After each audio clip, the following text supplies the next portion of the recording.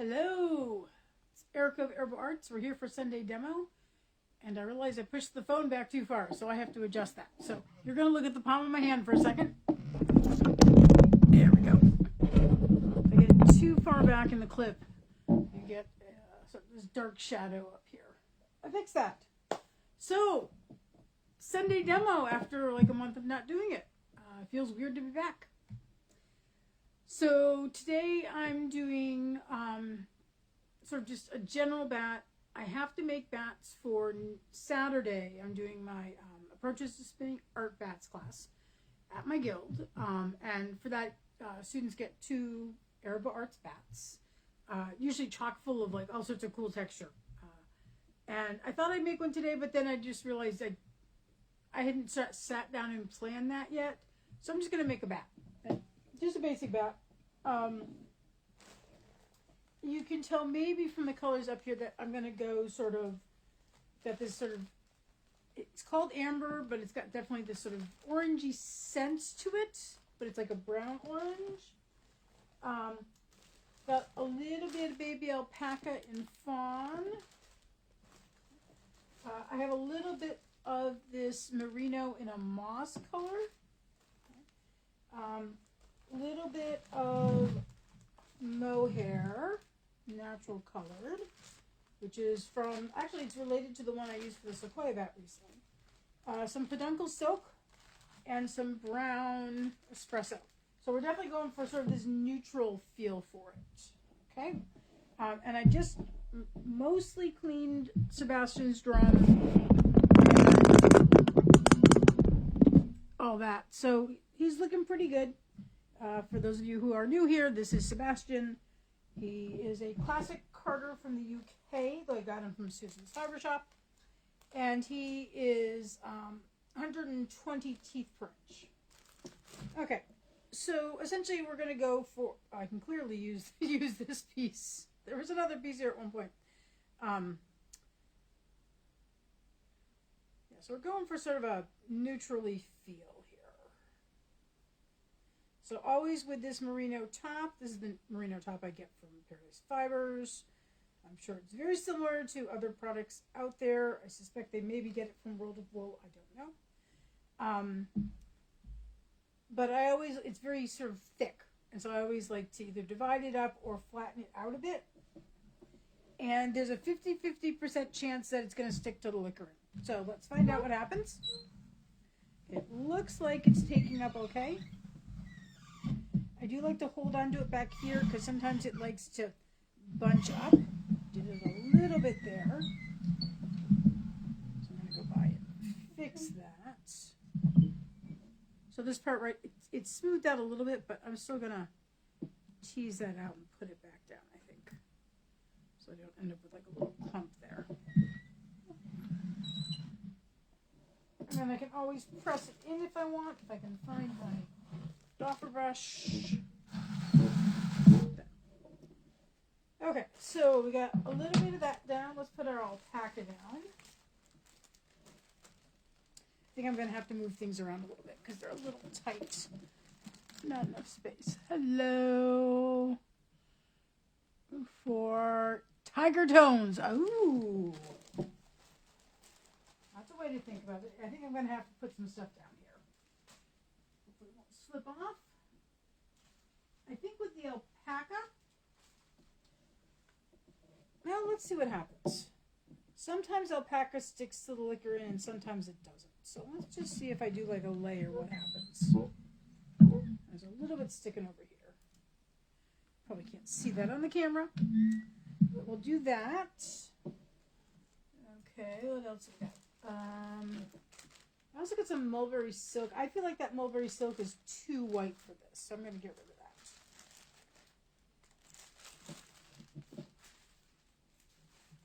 that. Okay, let's pull out the mohair, which appears, there we go, there's a tag for it. Okay, now I have multiple tags. Why do I have multiple tags? Oh, because there's more in there. So this is yearling mohair.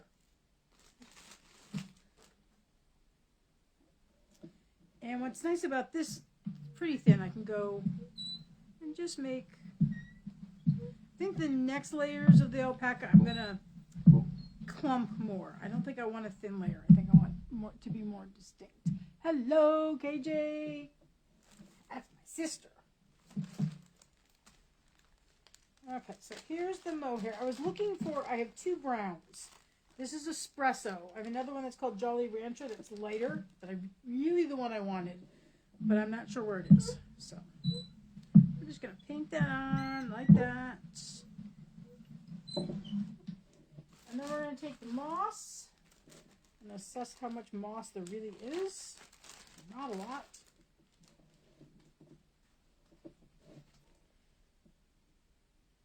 So I have to sort of divvy this up. So I think what I'm going to do is first break it in half. And then I can take pieces of it like this. And once again, even though it's a merino top, I'm going to just paint it on like that. Okay, so we got the browns, we got that. And then we'll put the peduncle on. Now I have noticed that peduncle silk does seem to come in a couple different shades. Not sure if that's going to be dramatic enough, but we'll see. I feel like I need something else.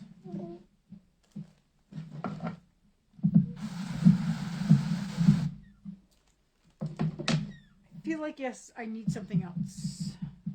Let me sort of look. Those are wax.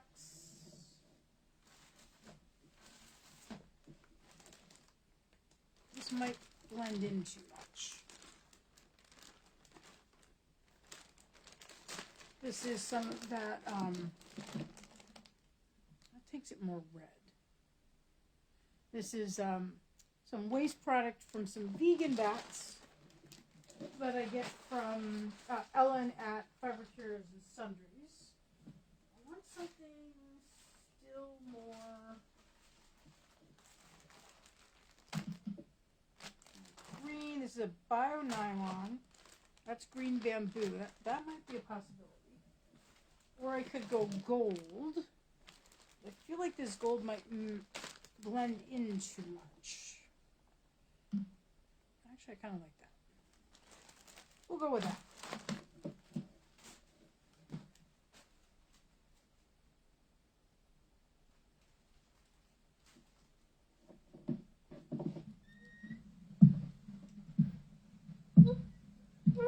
It still blends, but I think that pops it enough. And I think actually I may not put any more alpaca in. We'll see how it goes.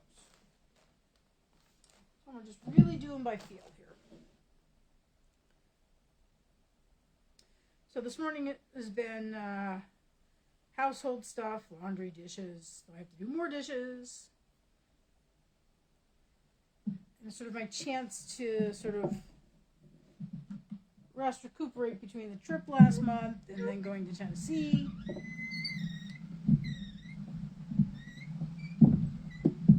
Okay, let's do this. So yes, I'm doing laundry. I'm gonna go out for groceries in a little bit.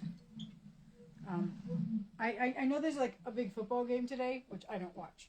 I know Kirsten probably is. Oh good. Yeah, I think the gold, because it picks up the orange, but it's not too similar in color. Now this mohair is very fuzzy. I'm just gonna press that down there.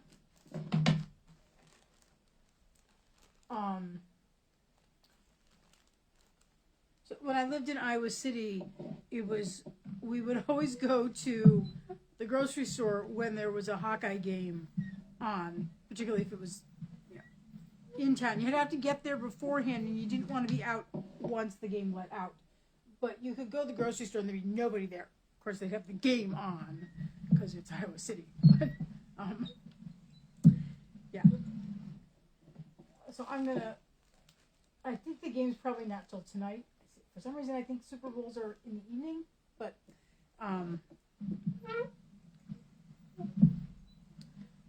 yeah, I think the peduncle blends in a little too much there. So I'm gonna I gotta go do grocery store. Heloise is almost out of food. I haven't told her that yet, though.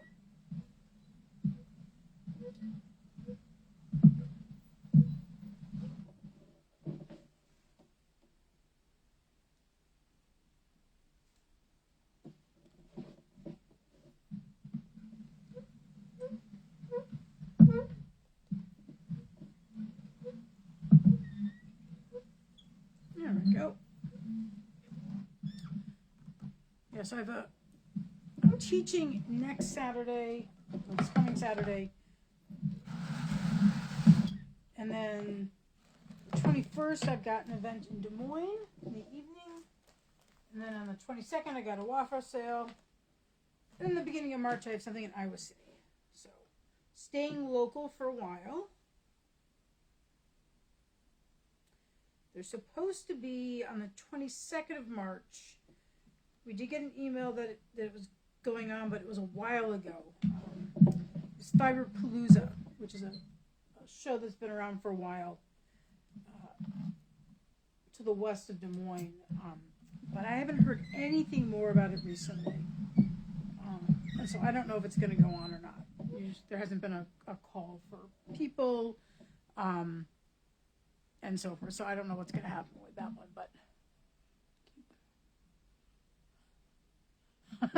that is a great idea there, Gina. Yeah.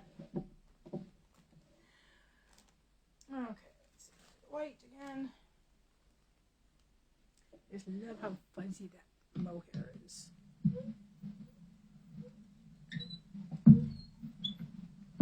And it just gives you a different texture. I actually think it goes well with the merino.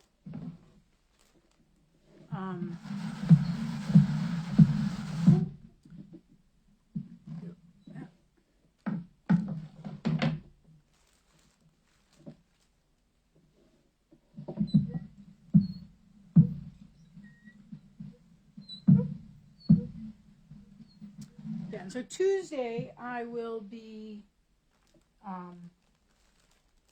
getting the windshield replaced because the crack has gotten. I had this tiny little crack down near bottom, way off to like the passenger side when I bought the van, and then when we had the first real freeze this fall, cracks started to go up, and then went up more, and then it went off to the side. So the crack's like, it's pretty long. It's not in my vision, but for safety's sake and everything. So I'm getting that replaced on Tuesday, and then also Tuesday night, which means I need to work on this tomorrow. I'm actually going to once again enroll in the Shopify workshop with the hopes of like actually finally getting a website up. So it's most of the rest of February.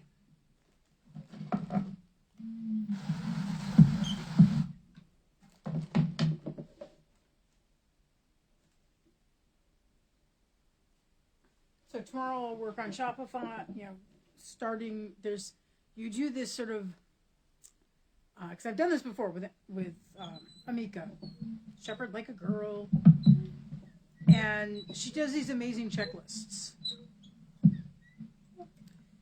And she has you fill out all these questionnaires beforehand so that you have all this information that you can just plug right in to without having to run around and find all this stuff.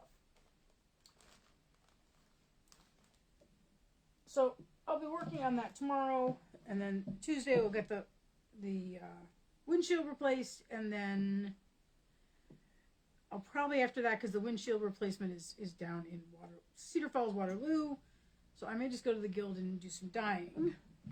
So, oh, my turn. Okay. So let's talk about the good things about Norway.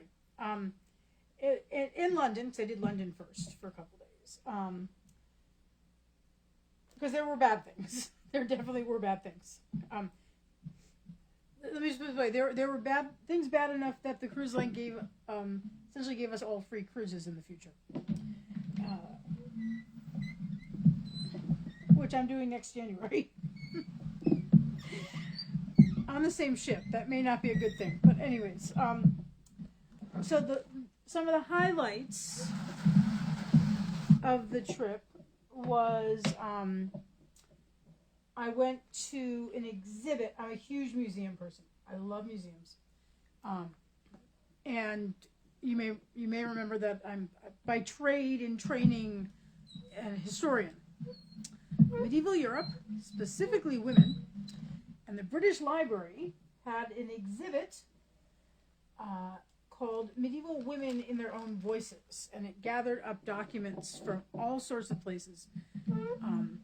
And I mean, it was very clearly meant for a general audience and not, a specialist like myself. But I got to see these documents that I've only ever seen in books. And they had some really cool interactive pieces, like they had music, and they actually had a couple of things that you can open this little door and there was smells. And so so that was super cool.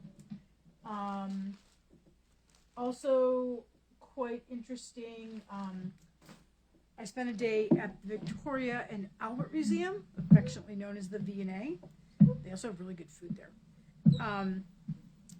And I just went and saw, looked at the medieval stuff again, because I always look at the medieval stuff. But they had some really cool fashion exhibits, and they also have nice, they'd recently redone the jewelry exhibit, which was, because it's a decorative arts museum. And so that was really cool. I will eventually be posting some cool photos from there and stuff like that. So that was really cool. And the day I did the British Library, one of the preps for this trip was I wanted to eat some good food. And so I have all these Instagram reels saved of places I wanted to try, realizing I would not probably get to go to most of them. But one thing I wanted was dim sum, because I live in an area that doesn't have dim sum. And so I had found this place. I don't think it was from an Instagram reel. I think it actually was from Googling. I Googled London dim sum. And this place came up that was sort of near the British Library, so I could walk to it. Though I will say it was one of these things where the road's all twisted. And so I eventually did find it, and then afterwards I was going to walk back to the British Library, and I got lost. So I ended up walking to the British Museum in a very roundabout way. But it was this place called Dim Sum Duck. Okay? And it was literally like a hole in the wall. You walked up, and they actually they had a little tent outside with plastic around it so they could run a heater in there. And there was 3 tables outside. And this is January. Granted, it's 40 degrees, so it's not that bad. 30 at night, but you have to wait outside until someone comes and get you, and then they unzip the plastic stuff so you can go in. And there's literally 7 tables, most of them 2 tops, in the building. That is it. That's how small this place is. And it was just really good dim sum, so I was very happy. And you spent time looking at what other people were ordering, so you could figure out if you wanted that too. And I ate some really good Turkish food as well, and some organic lamb those 2 places were near my hostel. I always stay at a youth hostel in London because I can do it quite cheaply, and there's a kitchen, so I can make some of my own food. It's a chance you can talk to other travelers and all that. So the parts about Norway, since I didn't get to go to the places, of all the places we were supposed to go in Norway, we only got to go to one that was on the original itinerary, which was our final destination in Bergen. The cruise left London, went to Amsterdam. We had like a 6-hour window in Amsterdam. I think it was mainly so that they could load supplies on the ship. And Amsterdam was okay. I took a canal cruise.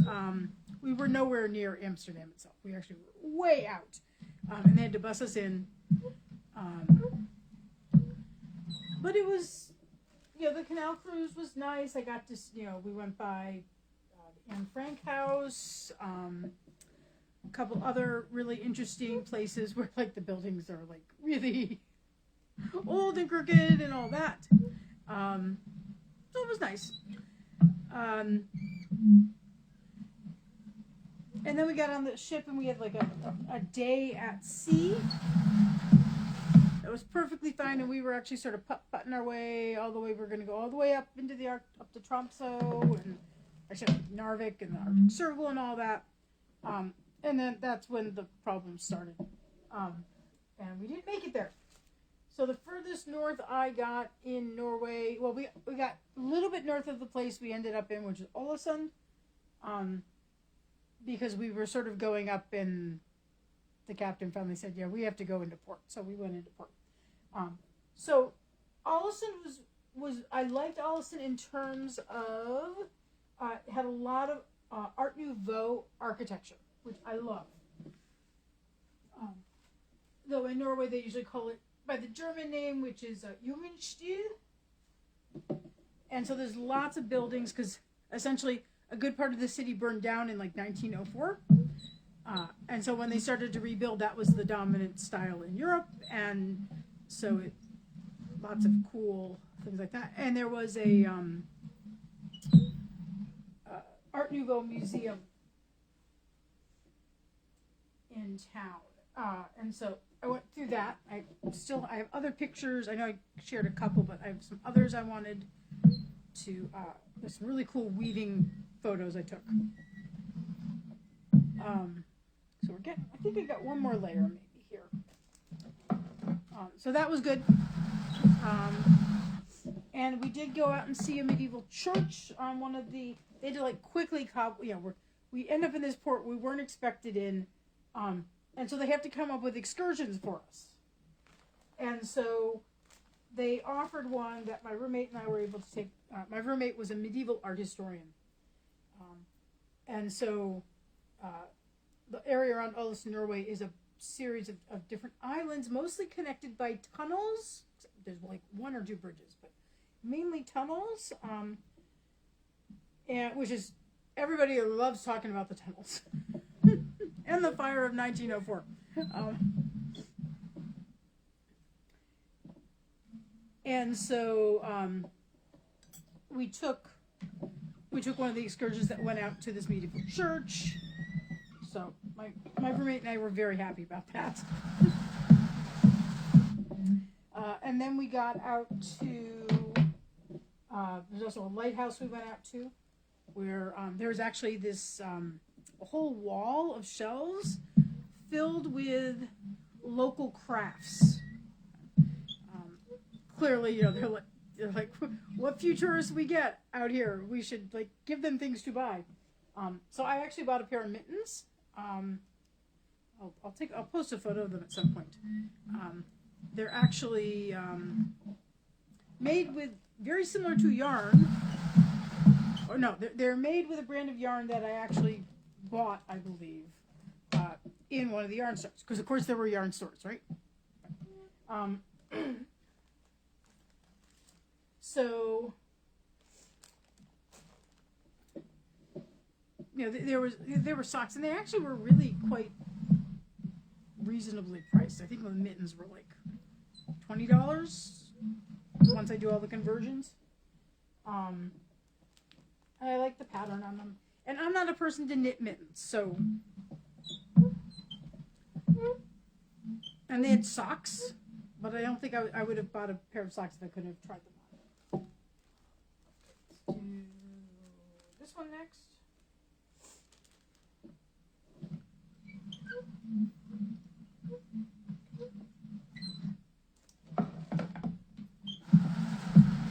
So then the other thing was, of course, the yarn stores. The one in Allison, there was one in the center of town. There was 2 others, but they were way out, like at a mall it was really hard to get to, so I didn't go there. So that yarn shop got some of my business. I will be posting photos of that stuff later. I need to go through and still sort of edit some of my photos. And then Stavanger was not... There were a couple medieval churches there, but the tour we were on didn't stop at any of them. They just sort of said, oh, and there's a medieval church as we drive by in the bus. And of course my friend Nancy and I are like, can we stop, please?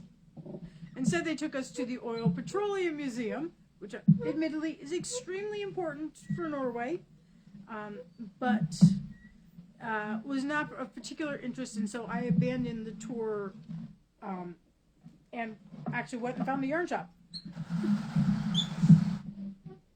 My friend Nancy doesn't knit, so she was not interested in the yarn shops. And then Bergen.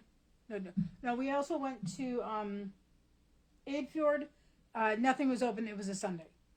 There was not there was an art gallery open. I will say that. But that was about it. And that was the night though we saw the Northern Lights in the distance, but we still saw the Northern Lights. And then went to Bergen. And in Bergen I went to, I think it was 5 yarn stores. So. Oh, is it? Yeah. They're just, the V&A in itself is just such a great museum. And it's free. So, even better. I mean, some of the special exhibits cost money. There was one on Naomi Campbell. I once went to one year I was there, and they had an exhibit on history of shoes. I paid for that one because I love shoes. It was so much fun. And I also went, there's one year I was going to be in London for a bit, and so I actually joined so that I could get into the exhibits and take advantage of member times. Like they have certain exhibits that were only open for members, and not the general public. And so it was a summer. I remember there was a big bike race, because but the exhibit that I wanted to see was actually the Alexander McQueen exhibit, which was absolutely out of this world. It was amazing. And they had it open from like 8 to 9:30 for members only. And so I come out of, and sometimes you can take this underground passageway that you don't have to worry about the streets and everything. And it wasn't open because it was like Sunday morning. And I go to cross whatever the main street was where I got off the bus, and there was a bike race, and I couldn't get across the street. I'm like, come on, I need to get into the museum. And eventually there was a pause, and they let everybody cross the street. But, yeah, that Alexander McQueen one was good. And now they have a member cafe type thing. They didn't used to have that, so I don't know what that one's like. I have in the past done the British Museum, because they had. I was there one time and they had like 2 exhibits and something else going on, and I'm like, it's cheaper for me to buy a membership and go to these 2. Plus, I get to go up and use the members, cafe, which is great because up there they have private bathrooms. And I was not feeling well, so a private bathroom was actually pretty amazing. What do we think? Do we like it? You want to buy it? Sure. I have enough money for the windshield now, but I'm still working on the show fees. So certainly you can buy it. Let's find out how much it weighs though. If you want to guess how much it weighs, please put your guesses in the comments. You have until I weigh this thing. So I'll move slowly because I know there's always a delay. I will still spread it out a little bit. It should draft really smoothly, actually. Okay, here we go. Martha, you want to name it too? It's pretty big. It is 3 ounces. It's actually 3.01, but I'll call it 3. So, oh, okay. So you're close, sort of. So number you're close. I'll give you all emojis. How about that? Okay. So I will fluff this up. I will still take some photos of it, and then I'll contact you, Martha. And yeah, maybe we can add it into the bat you already bought. So, yeah, cool. I like that. Okay, so yeah, I'm gonna pop this back up because the bending part. Nope, no, now it's loose. Okay, there we go. Okay, so I'll take the photos of the bat, and I'll just call it Martha's bat. How about that? And I'll post some photos, and then Martha will be in touch. Okay, so I'm starting up with WAFA demos again on Wednesday morning, and I think next weekend is still a Sunday demo. I think that's might also be the sweater support group. I think it's a sweater support group. On Sunday night for WAFA, if you're interested in doing that, you don't have to be knitting. You can be spinning. You can do whatever. There will be WAFA weekend. I'll do the Sunday demo, but on Monday type of thing.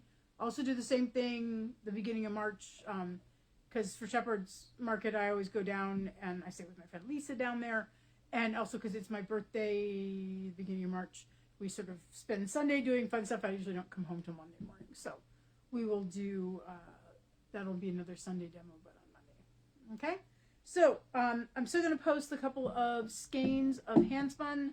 I just wanted to take a couple more photos of those, but I'll be posting those sometime today.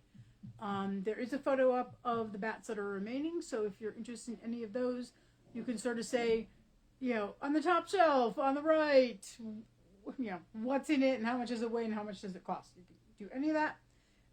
I also put up bat bars, so the things like silk noil and tencel and pearl fiber and those types of things. So there's a listing of what's available, so you could just also claim those if you want, or if you've already bought something you want to round out of, you know, you want to buy a bat and add a little something else in there, that works too. So, are they? Ooh, yeah. And 3 ounces will get you pretty far. So, okay. Well, I would thank you all very much for tuning in for the start back up of the Sunday demo. And I will see you all around on Facebook. I may do a couple lives of other things this week. We'll see how it goes. So take care, and I'll see you around on Facebook.